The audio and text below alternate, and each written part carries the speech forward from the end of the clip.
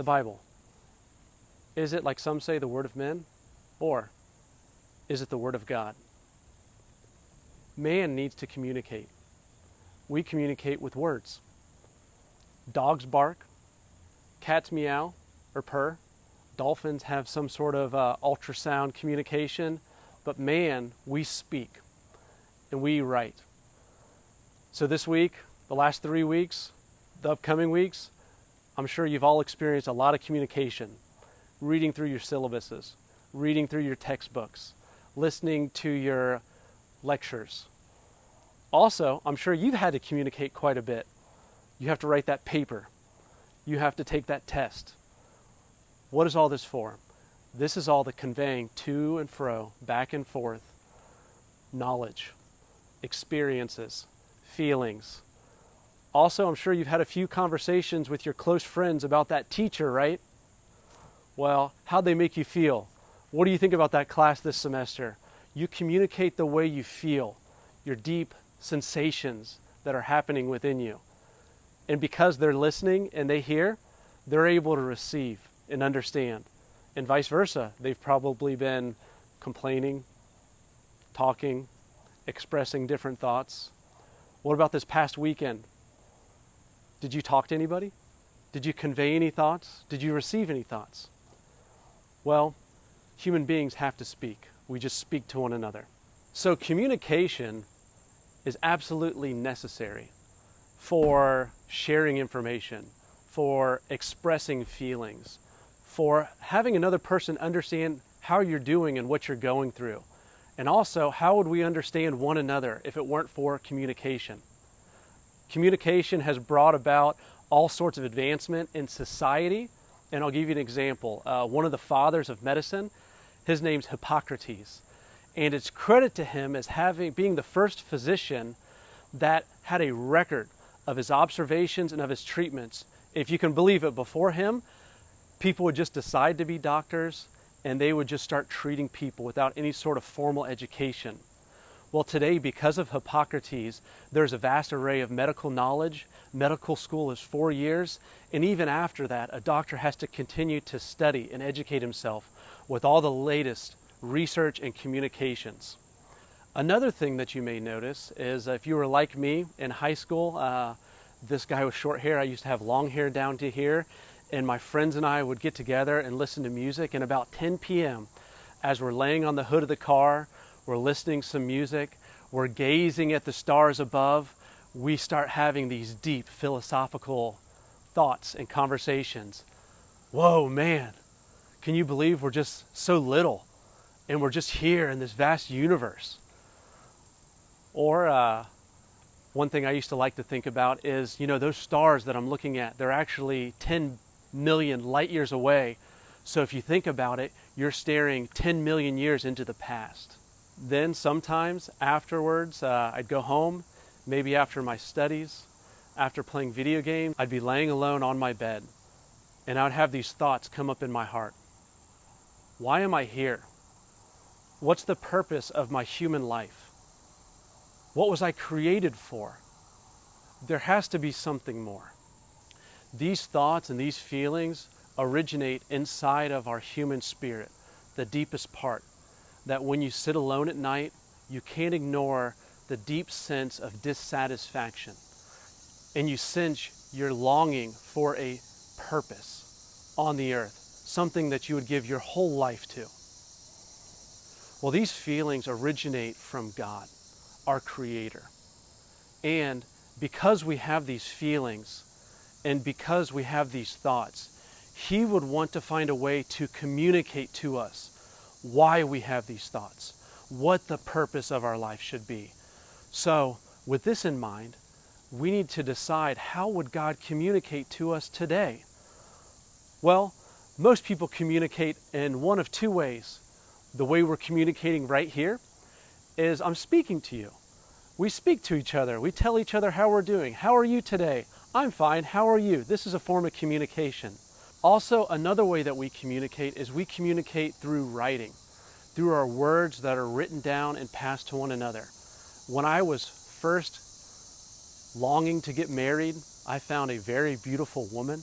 Her name is Kylie, and eventually she became my wife. But I used to write her letters to express the deep sentiments in my heart, to express to her the longings that I had for her. And sometimes she would write back to me. And all those precious letters that she wrote to me, I still have, and I cherish them. Well, I believe God would like to communicate with us, His longing feelings for us, to satisfy these depths within. So with that in mind, let's do a review. Let's ask some questions. Let's put on our thinking caps, and let's take the stance of a lawyer or of someone trying to prove a case and determine if there is any book on the face of the earth ever written out of the millions of thoughts conveyed through written words. Is there one that could be considered the Word of God that would convey God's thoughts, His life, and His purpose to us? If we could ask some certain questions and determine some qualifications to see which one could be called the Word of God. Firstly, it would need to say that it's the Word of God, that it was divinely inspired. Secondly, it would need to have the highest standards of morality, even higher than human ethics and morality. It would need to have a divine character to ethics and morality. Thirdly, this book would need to tell about past and future events. Fourthly, this book would need to be readily available, so every human being would have the ability to read it and enjoy it and receive something from God from it. First, the book would need to say that it is the Word of God, or that it was divinely inspired. Well, with this first qualification, we go from millions of books down to two. Only the Quran and the Bible claim to be divinely inspired or the Word of God. In the Bible, it actually states over 2,500 times that it is divinely inspired or it is the Word of God. Secondly, it would need to have the highest standard of morality. So in the Quran, the afterlife that it speaks about is it speaks about an afterlife full of the lusts of the flesh and also full of the indulgences of the flesh.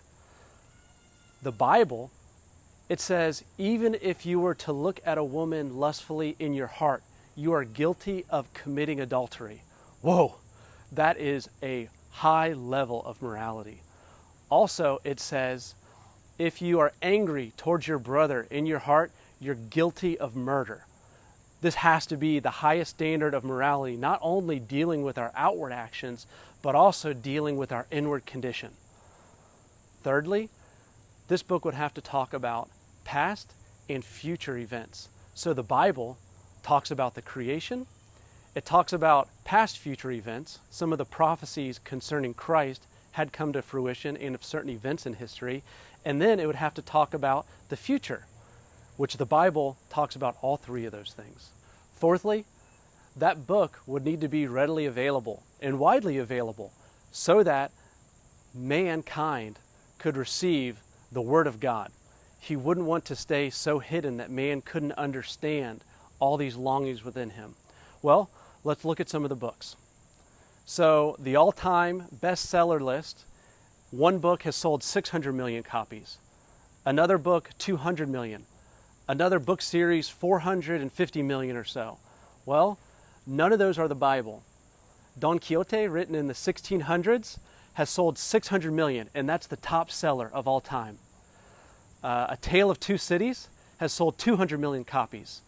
And I think maybe some of you know the Harry Potter series, that has sold 450 million copies, the entire series of all the books. Well, actually they don't count the Bible in any of these numbers, because for the last 90 years or so, every single year, the Bible has sold 200 million copies. So what does this mean? This means that in your lifetime, if you're an 18 to 20-year-old, there have been 3.8 to 4 billion Bibles that have been sold and distributed to mankind. So without a doubt, in comparison to all other literary works that have been written down, the Bible on the face of the earth is the most readily available book. Guinness World Book of Records in 2017 conservatively estimated that on the face of the earth there were over 5 billion Bibles. So I don't think it's a far stretch to say there are quite possibly enough Bibles on the face of the earth for every single living person. Also, besides this, okay, we have 5 billion Bibles, but what if not everyone could read it?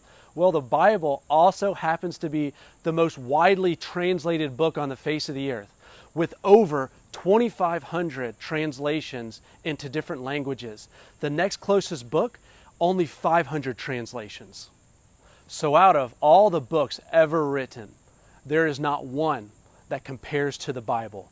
The Bible is completely unique in its availability, in its ability to tell the future and the past, in its standards of ethics and morality, and it claiming to be the Word of God.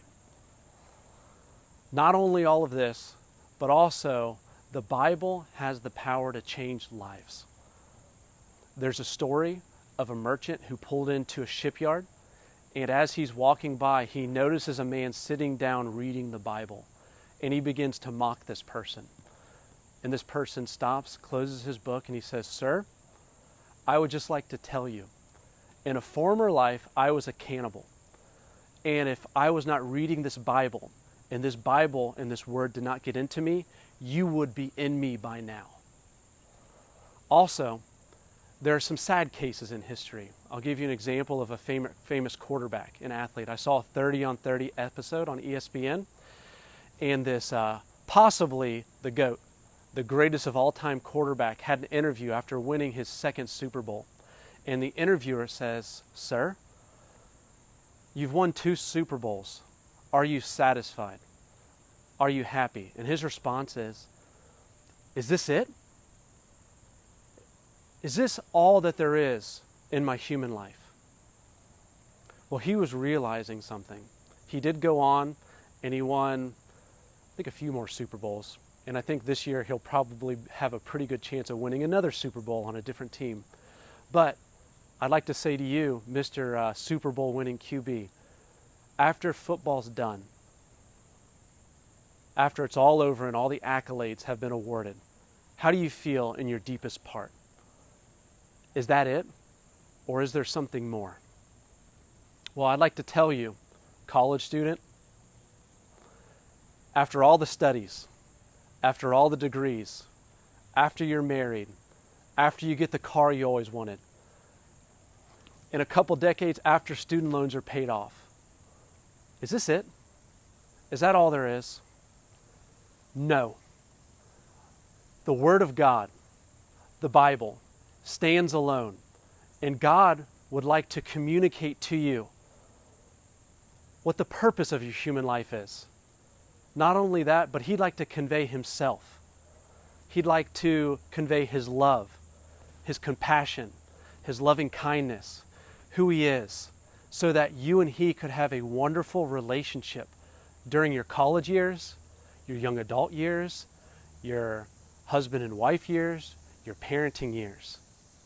So the Bible, is it the Word of men or is it the Word of God? It is the only book on the face of the earth that we could consider could be called the Word of God.